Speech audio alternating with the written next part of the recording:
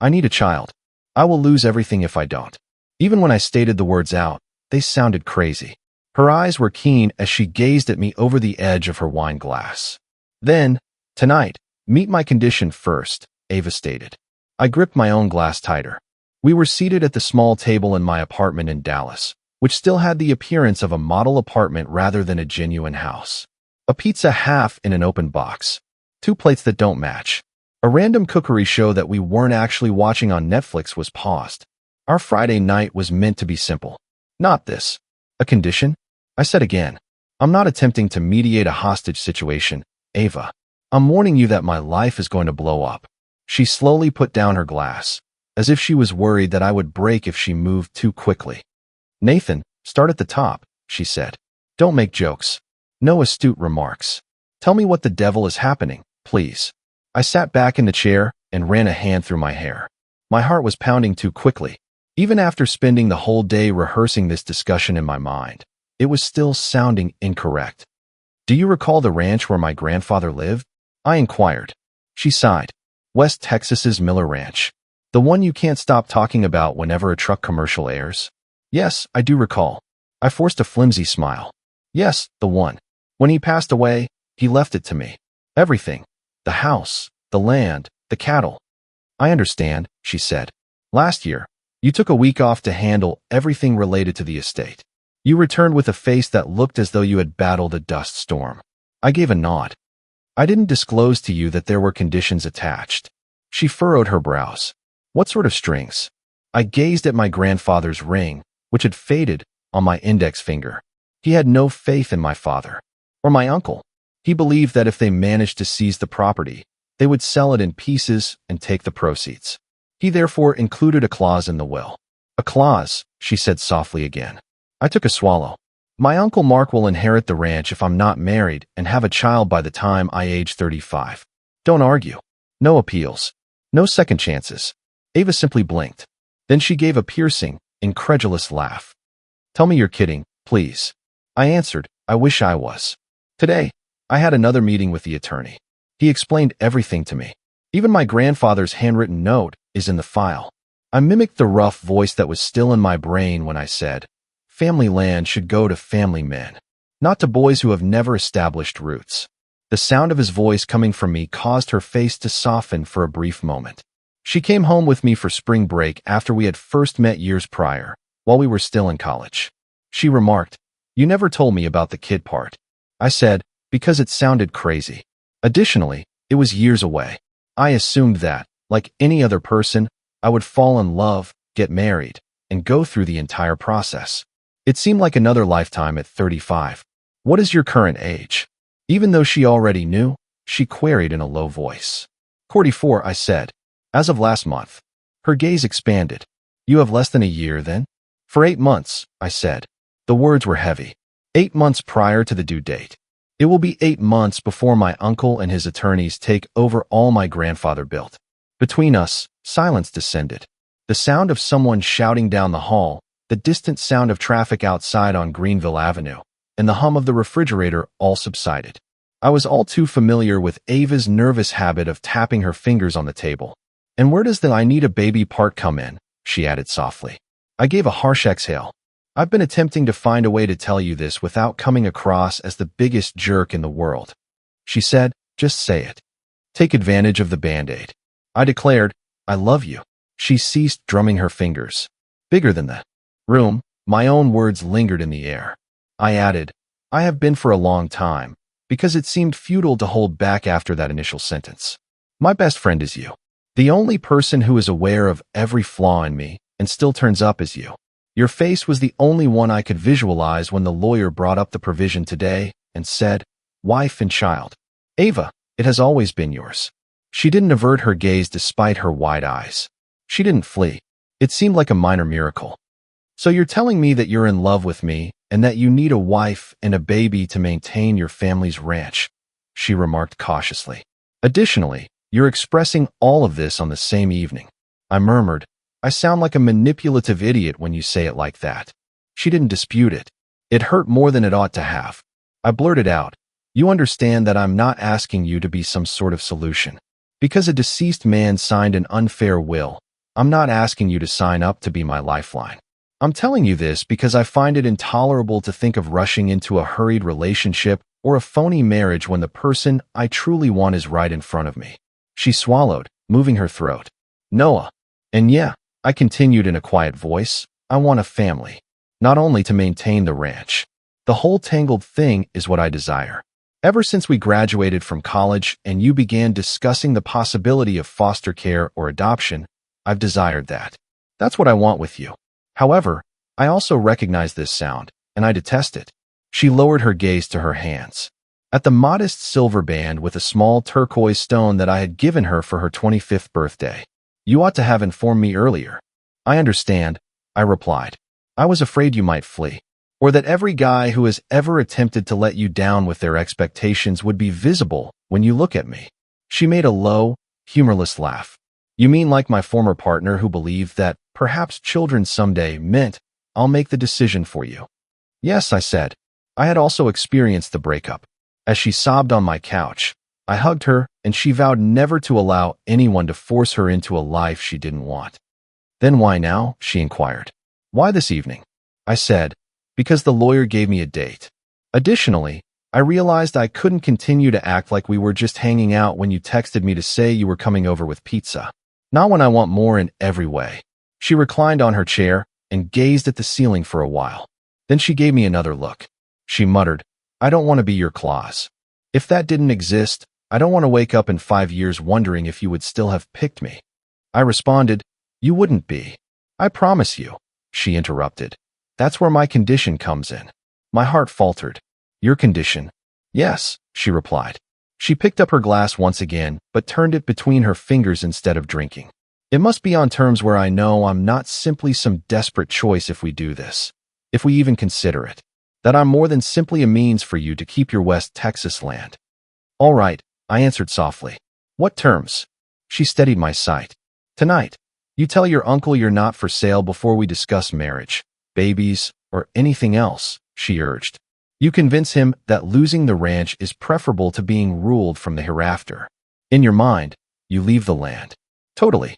After that, if you still want me, perhaps we can discuss starting a family, according to our own terms. Her remarks were powerful. Go now. I repeated. That ranch is, says Ava. She whispered, I know the place you love. But I can't answer yes if that place is the main reason you're asking. I won't.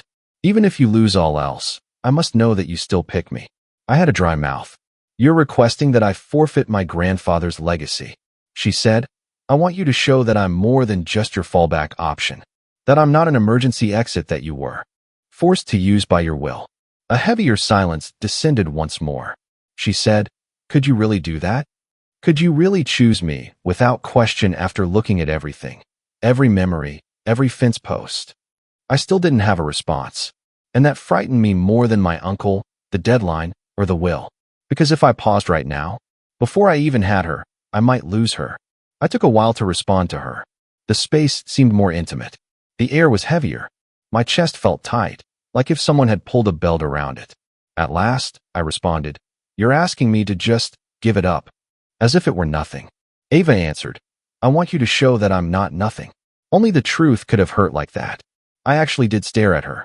When I contacted the girl from the ranch last year, she was fatigued and overwhelmed. She had grown up 3 houses down from me in Fort Worth, stood beside me at my grandfather's burial, and drove 6 hours through the night. She didn't mean to be nasty. She knew me, which is why she was doing it. Because she has witnessed me hoarding items past their expiration date out of fear of what I would become without them. Are you aware of the significance of that location to him? Quietly, I asked. He began working that property when he was 16 years old. Under that large oak tree by the home, he buried 1 wife and 2 dogs. Before I could ride a bike, he taught me how to ride a horse. What you want me to say to him is, thanks, but no thanks. For a moment, she softened. Noah, I also adored your grandfather. When I stayed over, he would sneak me extra biscuits for breakfast. However, he is no longer there. The only person still here is you. Instead of living the life he envisioned for you at a lawyer's office, you must live this one. I reflected on my most recent outing. The sound of the screen door creaking, the scent of fuel and hay, and the way the dawn sliced across the fields. After Dallas, The silence seemed like a different type of noise. In addition, I remembered my Uncle Mark's pickup in the driveway and how he had strolled around the perimeter, perhaps already calculating how much he could obtain for each acre. I said, "He'll be there tomorrow." "Mark, this weekend is dedicated to branding. He always arrives with opinions and a cooler." Ava said, "Then tell him tomorrow. Inform him that you won't dance for the money, that you won't have twisted your entire life into something you don't truly desire if he ends up getting the ranch." I winced. "You don't think I want a family?" "I believe you do," she remarked. "Additionally, I believe it's quite simple to mistake having a family with trying to maintain a homey atmosphere. I must ascertain which of you I am." Her gaze remained fixed despite the gleam in her eyes. "What if I can't get them apart?" With a scratchy voice, I asked. "So that's your response," she remarked quietly. "And mine too." We were surrounded by silence as thick as wool. After a time, she pushed her chair back and remarked, "I should go." The sound of wood scraping tile was too loud. I stood up too quickly and said, "Wait. Don't go like this." With her shoulders tight and her hand resting on the back of the chair, she gazed at me. "How am I going to leave?" I said, "I feel like you just gave me a test that I'm going to fail." She curled her mouth. "Noah, I didn't say you would fail. I just stated that I cannot be the object of a legal demand." I stopped an arm's length away and closed the distance between us. Her dark eyes were close enough to show the gold specks, near enough to smell the warm, lemony scent of her shampoo. "Come along," I replied abruptly. She blinked. "Where?" "To the ranch," I addressed them. "Tomorrow. Join me. Look at it. Look at him. You at all. Then we'll chat if you still believe I should leave." But while a frozen pizza is on the counter in a Dallas apartment, I am unable to make this choice. She looked at me for a while. She questioned, "You really want me there?" "Yes," I said. That response was given without hesitation. "My father will be present. Mark will be present. It will be noisy, untidy, and very likely terrible. However, I would like you to see what you are requesting that I give up, and what I may be losing already." Her eyes grew slightly softer. "All right," she said. "I'll be there. However, my condition remains unchanged." I said, "I didn't think it would." She reached over to the table and took her keys. "Text me the time of our departure." "Ava." She quickly stepped in and stood up. I briefly believed she was going to plant a kiss on my lips. My heart struck my ribs hard. Rather, she briefly put her forehead against my chest, directly over my heart. Only a single moment of contact. I allowed myself to delicately touch the back of her head for a single second. Then she took a step back. "Nathan, good night," she said. I replied, "Good night," but it didn't seem like the right term. There was nothing good about this evening. The flat was too quiet as the door shut behind her. The discussion was playing repeatedly as I stood in the center of the living room, gazing at the location where she had just been. Inform him that losing the ranch is preferable to being ruled from the afterlife. Is that really what I could do? I had fits of sleep and dreams about barbed wire, the stairs of the courtroom, and Ava leaving with her suitcase. She was waiting outside my building at 6 a.m. the following day, leaning against her old blue Honda and holding a coffee cup. Over the Dallas skyline, sunrise tinged the sky a light orange. She was wearing an oversized plaid shirt that I knew she had stolen from me years prior, along with pants and boots. "Are you ready?" she inquired. I accepted the cup she put out to me and replied, "Depends. Is anyone ever prepared to witness a family dispute over territory and inheritance?" She smiled at me, little crookedly. "Think of this as my admittance fee. I want to experience the entire Miller family." As we traveled west on I-20, the city gave way to open space, and billboards gave place to scrub and cotton farms. My gut clenched more and more as we drew closer. We didn't discuss the will. She mentioned a TikTok she had seen of a baby giggling at a dog, her work at the nonprofit clinic, and my most recent horror client. Typical things. It was the same casual discussion we had always had. But the other thing buzzed beneath each word. The ranch. The due date. The state. My heart was beating so loudly by the time we pulled down the long caliche driveway that I could hardly hear the gravel crunching beneath the tires. The house appeared, with its broad porch, white exterior, and an old oak tree in front. There were already a few trucks parked close to the barn. I recognized the beat-up trucks driven by two ranch laborers, my uncle's gleaming black F-150 and my dad's Chevy. When we walked up, the porch stairs creaked like they always did. Before I could rap on the door, my father opened it. His beard was now gray, and he wore faded trousers and a Texas Tech t-shirt. The sight of Ava made his eyes wrinkle. He pulled her into an embrace as if she were his own and exclaimed, "Well, I'll be damned. Look who made the decision to come visit us country people at last." Her shoulders relaxed a little as she chuckled. "Hello, Mr. Miller." He complained lovingly, then turned to face me. "How many times do I get to tell you to call me Tom?" he asked. "You brought the good luck charm, but you didn't tell me." I gave a shrug. Thought we would require all available assistance. I saw my Uncle Mark in the kitchen, coffee mug in hand, over his shoulder.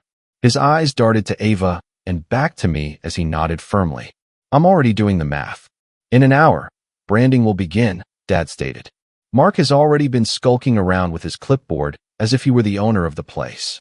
For a brief moment, Ava's hand touched mine. I'm here in silence. I took a deep breath, because I was going to have to face my uncle and say what Ava needed to hear, somewhere between the first calf being branded and the last burger being cooked.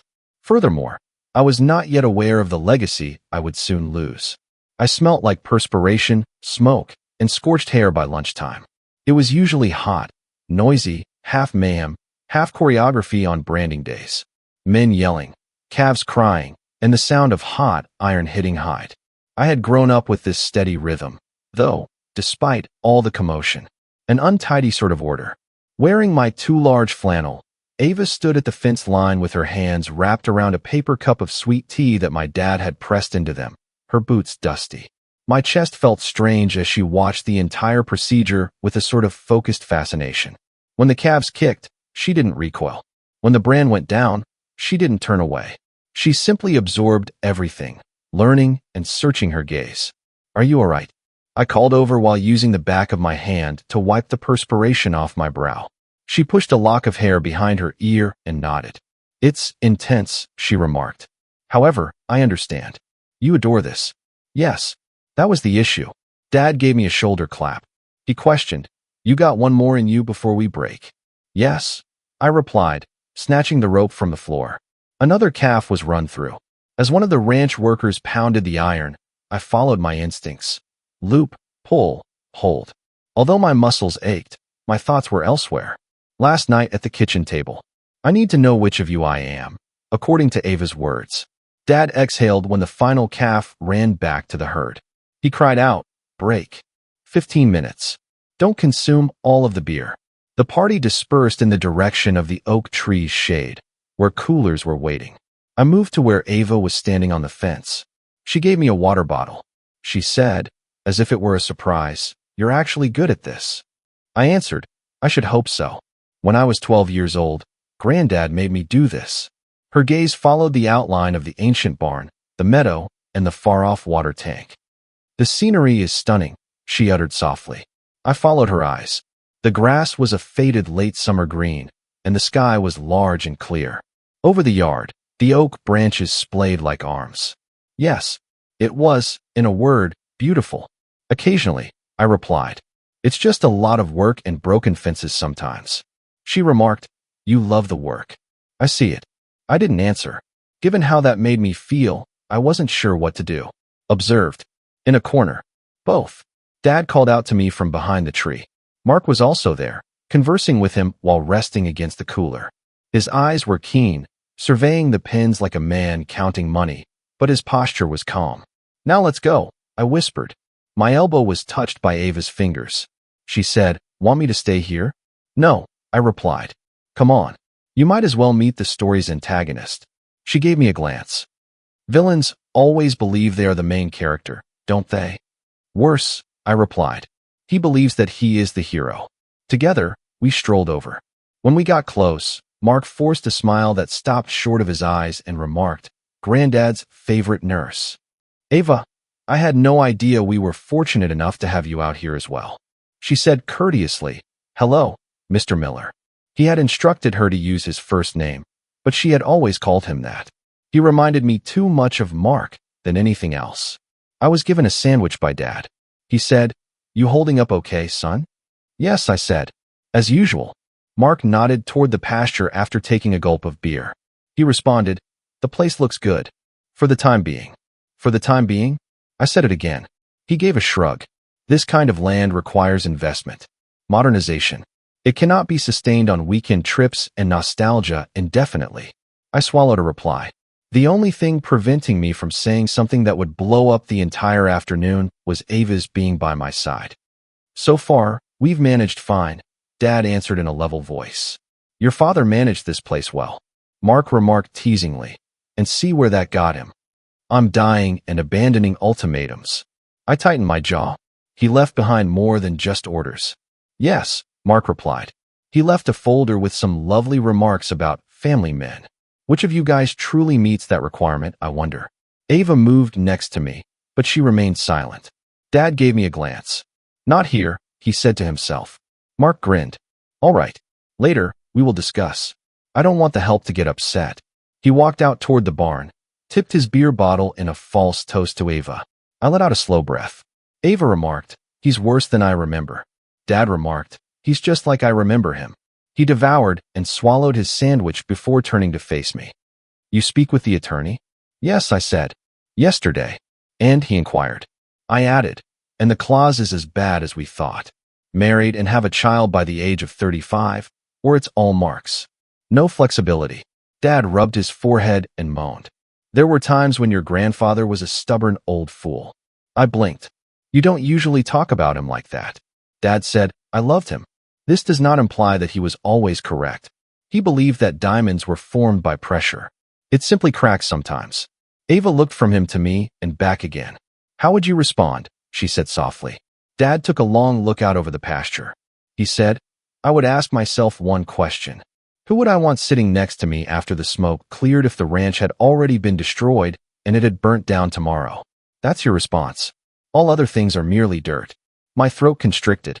As if he hadn't just dropped a grenade in my chest, he gave me a single shoulder clap before leaving for the barn.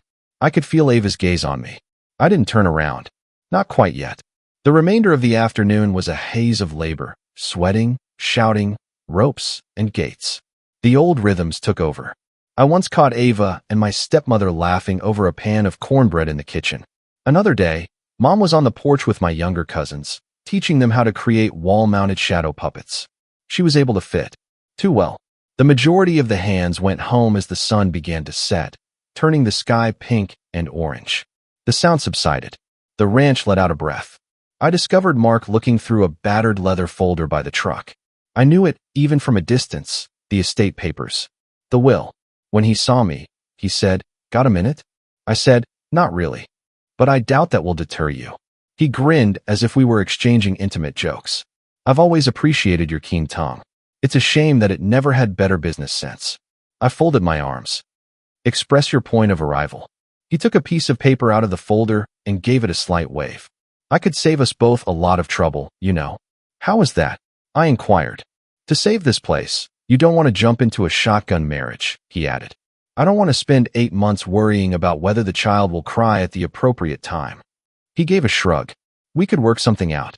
My stomach rumbled. "I'm paying attention," he said.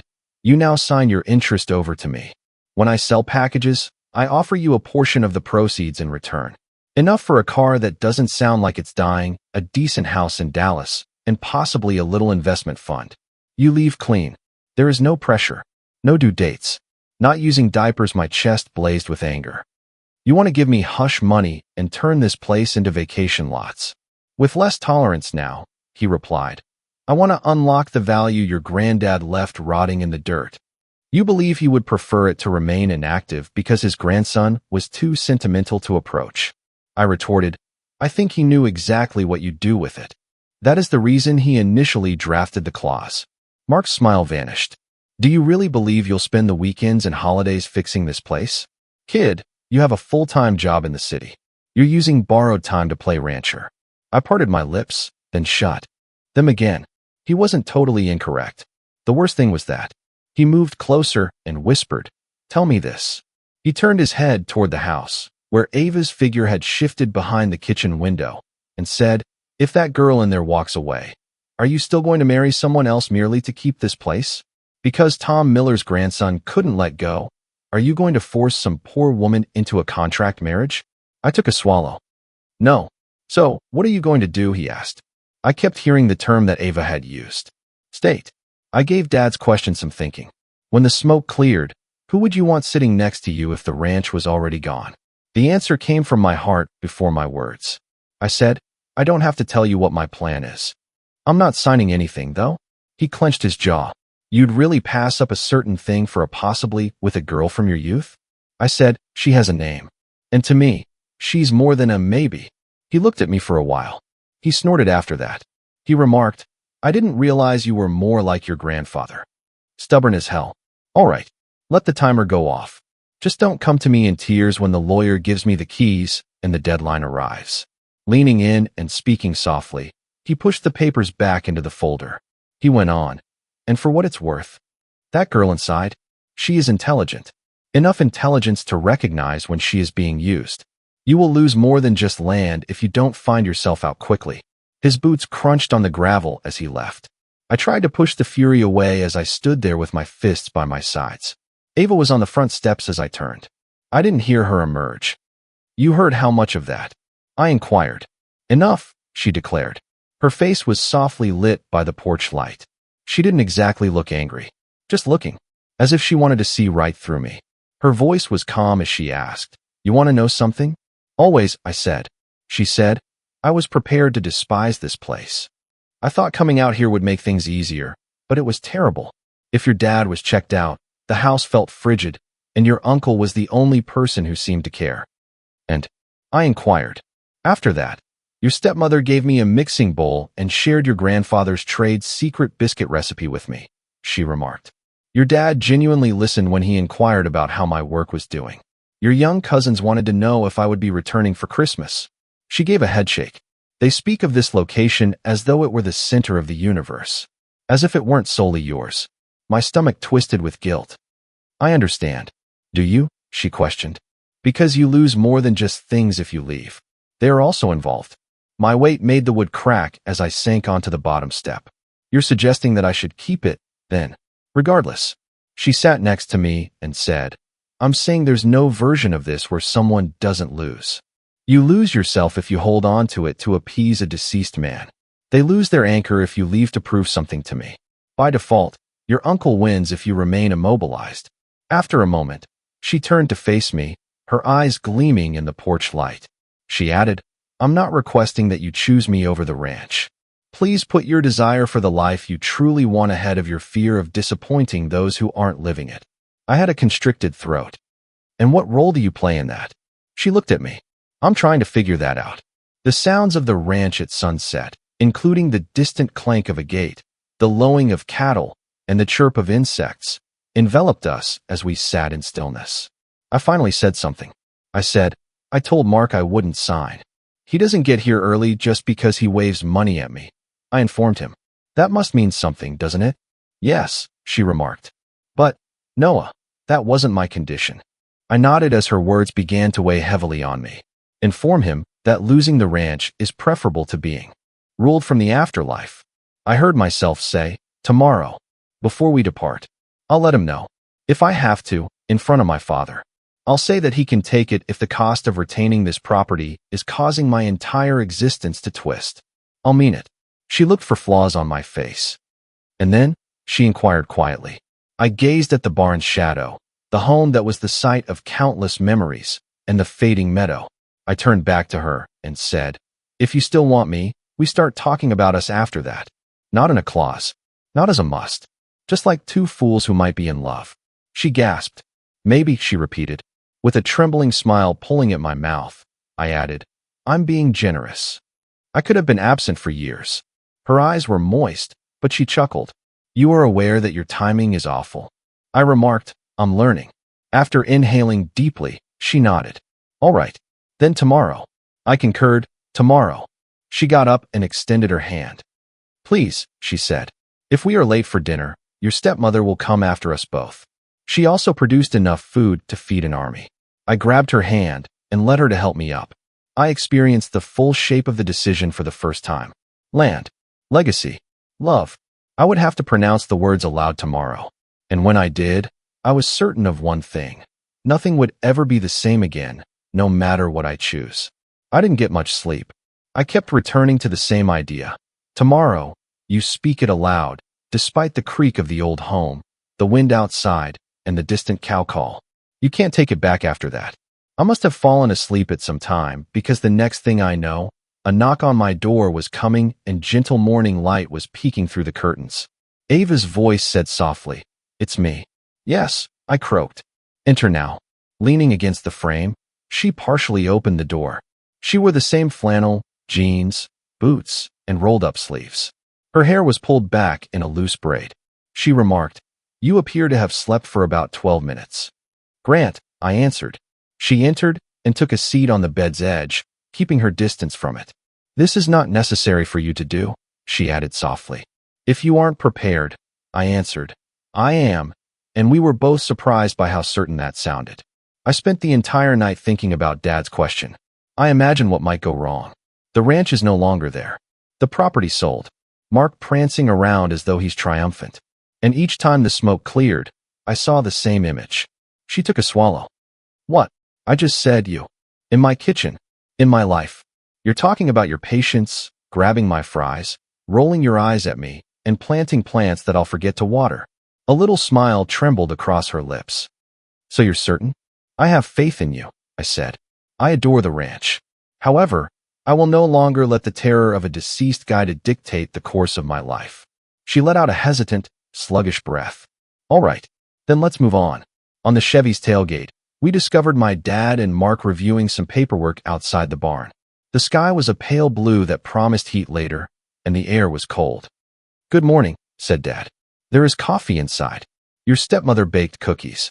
I responded, "Thanks," but I remained motionless. I could feel the thumping of my heart in my fingertips. Mark's eyes darted up and down between us.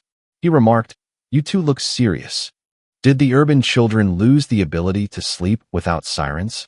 I inhaled. "I actually need to talk to you," I said. "You too." Dad raised his eyebrows. "Is everything all right, son?"